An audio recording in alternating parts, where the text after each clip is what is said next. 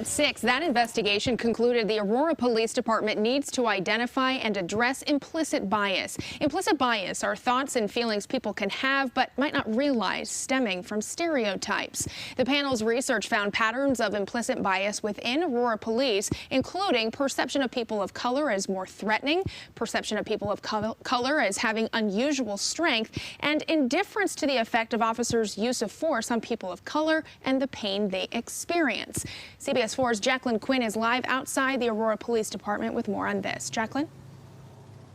You know, what's really interesting is that this report focuses on policing. However, implicit bias is something that needs to be eradicated everywhere.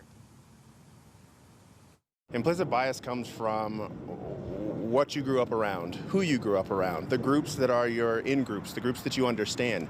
The independent review panel called for police officers and paramedics to be accountable, but also for a review of policies for implicit bias. When implicit bias drives your decision making, and in the situation of a police officer, that decision is how to interact with a suspect, the outcome can be obviously detrimental. And implicit bias is also a huge issue outside of policing. Most of the stories that cover people who look like me, it's not about a technology CEO who is out here trying to have a positive impact on the world. It's about a young black man who committed a crime.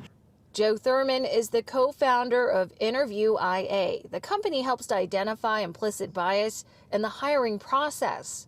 And so they have to separate the fact that, yes, I am a young black man, but young black men do not always commit crimes. The challenge is to make a conscious separation for people of all backgrounds and stereotypes and prejudices that exist.